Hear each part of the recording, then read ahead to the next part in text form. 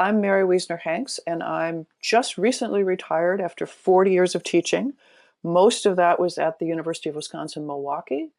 I taught for 6 years at the beginning of my career at Augustana College in Rock Island, Illinois, but mostly at UW-Milwaukee. Great place. And I began my career as a historian of early modern Europe, mostly focusing on women and gender. And about 20 years ago, I added to that world history, or sort of moved into world history, keeping early modern Europe as well. Again, mostly focusing on women and gender, and now sexuality increasingly as well. But I've written on and work on a variety of kinds of things over the years. So since you have worked on both early modern European history and also what you call world history, can you define history, please? How you think of history, and more specifically, the type of history you do, and maybe you can also identify what world history is. Sure. What is history? Lots of books have been written about that. And I think it's because it's a word with a slippery meaning. It means different things in different contexts, like every word, but especially that. So that history sometimes means everything that ever happened in the past, which is a very broad definition of history, sort of small h history.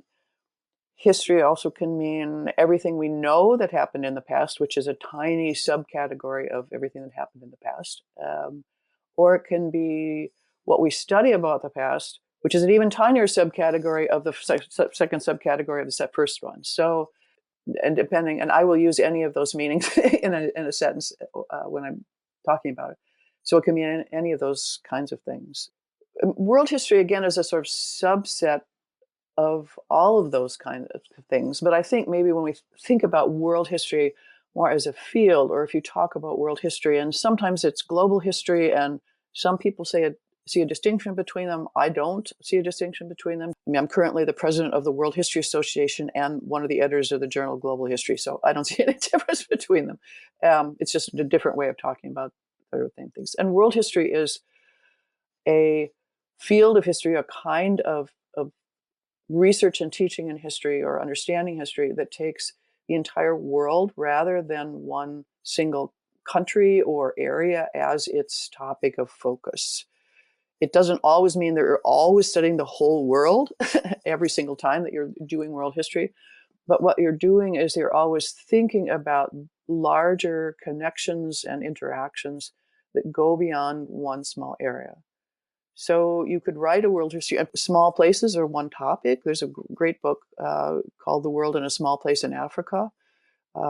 People have written world histories of our sort of wonderful new book about the world history of pearls, what pearls have been and meant, and where they've gone, and who's worn them and bought them and collected them and everything. I mean, that they're just really quite wonderful. So you could write world histories of smaller topics, but in all of that, whatever you're looking at needs to be connected with the world beyond whatever the small region or the topic is. So that's how world history is different from other kinds of histories that are a narrower geographic focus. It sounds like what you're saying, if I take the world history of pearls as an example, that geographically you follow the story wherever it goes. Absolutely, wherever it goes, and pearls have traveled everywhere. This is why I think that good world history is both researched and done and understood at a different range of scales. So that, again, using pearls as an example, and I keep going back to this because I just said Molly Warsh, who teaches at Pittsburgh, has just written a wonderful new book of pearls in the period that I study, the period from the 14th through the 16th century. But I mean, I think pearls are something, again, that could be, I mean, I have one on my hand right now. So as I'm thinking here, sitting here talking to you about pearls, I can look at this pearl ring that I have on my hand that was my husband's great-great-grandmother's wedding ring, that has come down to me. Now, the pearl on it is not the pearl that was on her ring, because that's long gone, because pearls disintegrate if you just wear them and you do the dishes with them, as I do, and whatever. So I have a new pearl, probably about the fifth new pearl, in fact, or maybe more, but it's still a pearl. And that ring also, but this is a very old ring. So the ring, that pearl ring, then connects me to this woman, who of course I never knew, neither has my husband, but it connects me kind of into family history. It connects, just on my finger, it connects me into the collection of pearls today, because this current pearl that's here has only been on this ring a couple years. So someone collected, or maybe it's a cultured pearl, so they raised this pearl as kind of farmed it today. Um, so I think that's why world history I find very fascinating, and that you can go from whatever is around you to think about what are the connections around the world with that, and then for me, because I'm a historian, what are the historical connections on that? How would a pearl ring be different if I'd been wearing this 500 years ago? If I had a pearl ring 500 years ago, and people did, um, what would have been different about that pearl? Where would it have come from? How is that different than now? So I think that's the kind of thing that can show kind of global connections. I feel like you've almost answered my next question, which is, what do you love about history? Because it sounds like as you're looking at that, like you get some satisfaction out of being able to trace those things. I mean, I've had a long career, and as I tried to think about why I became a historian, I mean, I didn't know any historians while I was growing up. I didn't come from an academic family or anything, but I think that what you decide to do with your life is often, in part, an answer to a question, questions we have about why are things the way they are. So I think many of us don't like certain things about the world that we see, or we want to change them, or we want to just understand them better. And so we ask, like, why are things the way they are? And that's a question that every every academic field answers in its own way. I mean, it's a theological question, it's a metaphysical question. It's a my son is in genetics. It's a genetics question. I mean, he has a different answer for why are things the way they are. It's a physical question. I think these people who do big history will say, well, that's why they really like it, because that allows them to answer questions about why are things the way they are, talking to astrophysicists and chemists and biologists and everything else. But it's also, again, it's political scientists answer that question. Sociologists have an answer. Um, People in the humanities, kind of why are things the way they are. The arts can answer that question. But to me, as I have thought about what I do, that I've tried to answer kind of why are things the way they are, and that's what fascinates me about history. And also, I think with my little pearl example, that when I look around me, and this gets back to your first question about, well, what is the definition of history? I mean, everything has a history, and so everything. As I simply look around this room, we're recording this, and I look at little things around that are a combination of serious books and tchotchkes on the shelf picked up from here or there, and stuff I inherited from people, and every single thing in that has a history.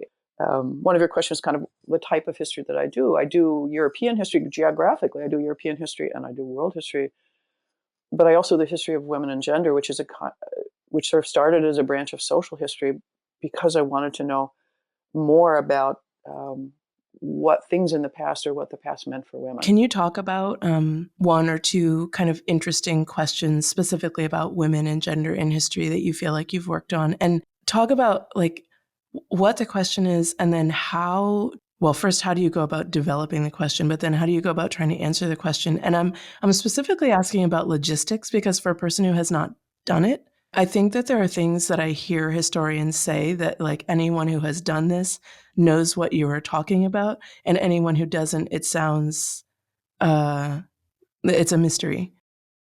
Sometimes historians start with one thing, and I'll give you an example in a minute about when I started with a thing. It was a picture, not a text. But mostly we start with a question, and then figure out what things we need to answer that question. How am I going to find the answer to that question? So when I first started as a graduate student 40 years ago, women's history wasn't really a historical field. It was just really starting out. So my question was really basic. I was interested in the period of time. I've always been interested in this period from sort of 15th, 16th, 17th centuries. Lots was happening in that period. This is the time of the Protestant Reformation. It's the time of the European voyages of exploration. It's a very dynamic period. It's a time when lots and lots and lots of things are changing. But so it's a time period when there's lots going on. And when I was an undergraduate, and certainly when I was in high school and then as an undergraduate, that all those things going on were all done by men. I mean, all the going on was, the story of explorations and voyages was men in ships going from place to place. The Renaissance was men artists, and you didn't call them men artists, just call them artists. But they're all men. The Reformation was all men. It was Luther and his buddies. So it was like, okay. So my first question was like really basic, like, okay, like where are the women and what were they doing when the men were doing all these things? So that, I mean, it sounds like an incredibly simple question, but 40 years ago or 50 years ago when I was an undergrad, the answer to the question was not in any book that I read. I mean, it was not in the books that I was reading for my classes. It was not even a question that was asked in those books. So it was a pretty simple question: where are the women and what are they doing? And then kind of partly also whatever this historical changes that we're looking at, Renaissance, for example, or Reformation, or voyages of discovery, what did it mean for women? And that's what started. So answering those questions is what started me out. And I started off when I was in graduate school, then as one does, writing a master's thesis, which is about a 100-page long paper or so, in which I thought, well, okay, what I'm going to try to do is figure out what are women doing in this period of the 16th century about in some place. And research language was German, and I was interested in Germany. Partly of German background, but that was what the language that I'd learned in high school and continued to work on in college. And so I thought, well, okay, I'll look at some place in Germany. And I thought, well, I'll pick a place in Germany where things that I was interested in happened there, and I'll try to figure out what I can find out about women there. And that was the city of Nuremberg, which is a city that was a city of trade and commerce. It was a city that became Protestant, so experienced the Reformation. So it was like a city that was in the middle of lots of stuff that I was interested in. And I thought, okay, I'll see what I can do. And for a master's thesis, that meant staying on this side of the Atlantic, reading things that were available on this side of the Atlantic, which 40 years ago, 45 years ago, wasn't very much. So it was reading research that other people had done, in which I sort of pulled things out of their research. So reading secondary sources on things having to do with Nuremberg, reading things and getting things on, in microfilm, reading the few published things that there were about this question, and also then trying to find women in things. I mean, there's just very little about women. It was pretty easy to read everything that had ever been written about women in Nuremberg from the 15th century to 17th century, because there was only like 2 books and a couple of articles. But it meant kind of pulling information about women. And this is something that's true of all women's history, pulling information about women from things that are not technically about women. So it meant reading things about the religious change that was going on. Oh, here's a woman that somebody happens to mention doing this or that, or things that were about work in the city of Nuremberg. And oh, here's women doing this kind of labor or that kind of labor, doing this, and they just sort of are there by accident, and nobody thought to really notice that here were women doing this or that. So my research process was using the books that were the secondary sources that were available, using some printed primary material that was available, guild ordinances and laws and some other things that were printed primary sources that I could get through interlibrary loan.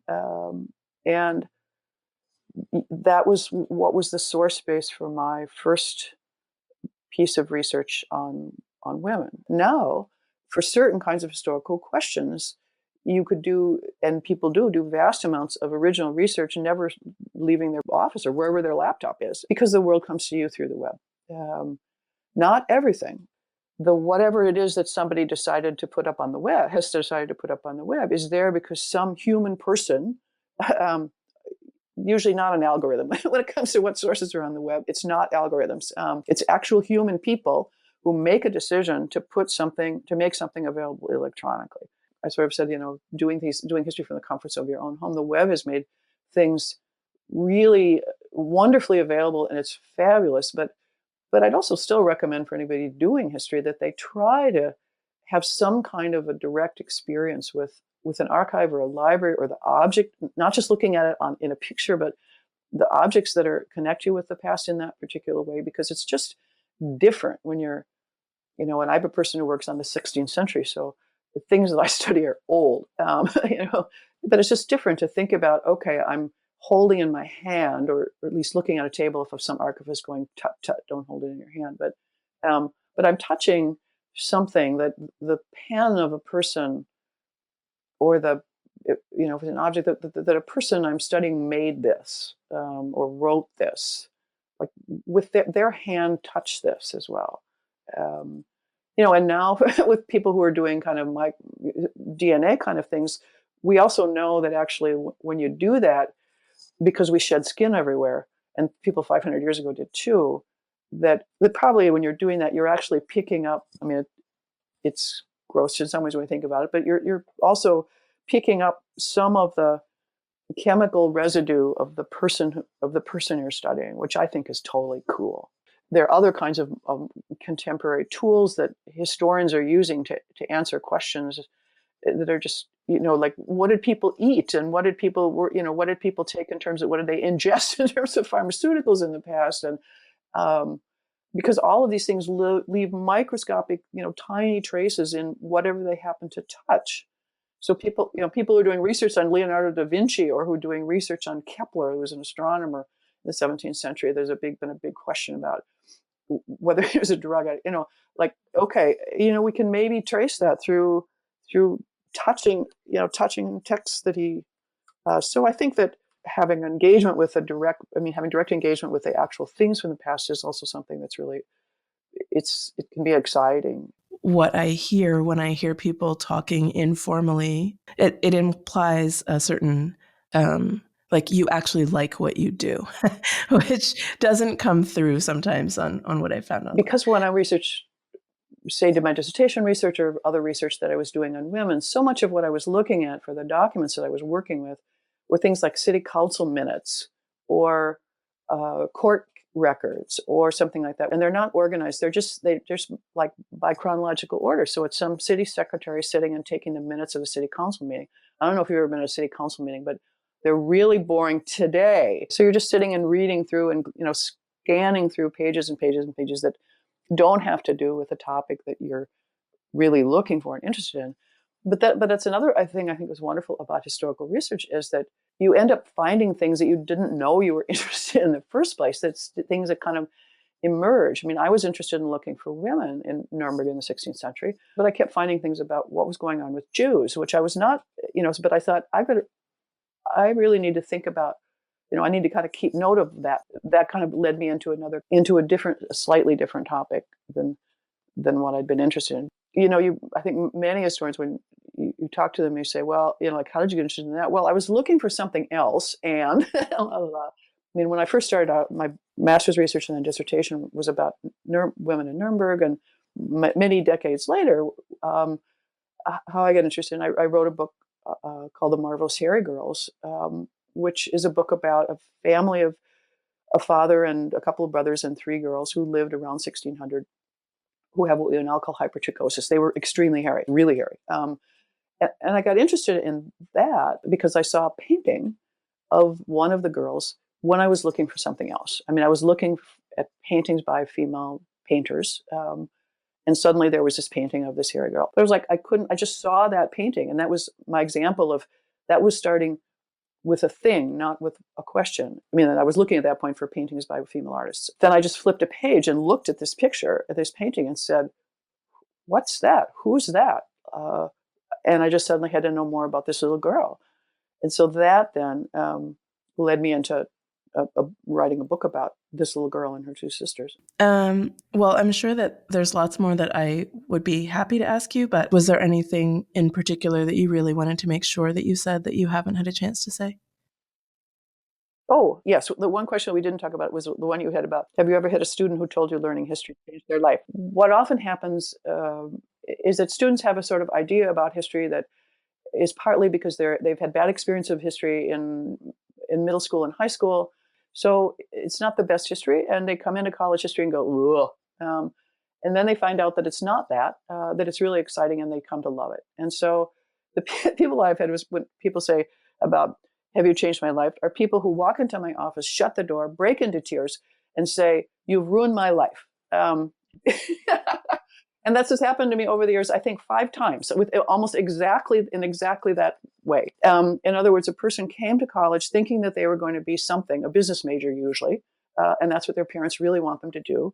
And they're happy that, and they take a history course as a gen ed requirement, or whatever, usually as a gen ed requirement, or because it meets at 10 o'clock on Tuesdays and fits into their work schedule. At UW-Milwaukee, most of our students work. And they really love it. And then they take another history course that's a little more advanced, and they really love it. And they go, rats. My life, what I thought was going to happen, this is what I thought I was going to be, and I was just fine. And now I've got to go home and tell my parents that I want to be a history major. And so that's what they mean by that. It's just like, okay, and it's not so much that they've discovered a thing in history, like a fact. But it's not so much that. It's like they've discovered that learning about the past is something that's so fascinating to them that they just can't not do it. Um, and that's what they mean by that. You ruined my life. I said, thanks. That's my role. Yay, hooray! Welcome to the club of life. Of like so that's that's and we work through it. And they get a person. They double major, or they get a minor, or they don't tell their parents, or they they solve that problem, or they And I think that's another thing about history that's, to me, that's wonderful, is that it doesn't have to be your work. That these are things, again, with the web available, or go to that many people, they say, oh, I hate history, and that you find out that they do history. They make scrapbooks. They go to museums. They go wander around cemeteries. They look at old houses. They collect pictures. They go to antique stores and rifle through postcards. They do history because it has a meaning to them. They just love it, whether it's their family or just their neighborhood or just themselves. So that's, it's something that doesn't have to be your life work, but if you decide to make it your life work, yeah, you can ruin your life. So that's my story. I wanted to tell you that one. I like that. That makes it sound like a gateway drug to something that I'm not sure. Yeah, it's a gateway drug to like Ancestry.com, which is you can spend hours and hours and hours on, but it's more useful than it's way more fun than Facebook. So, right, it's Facebook of the past, right? Yeah.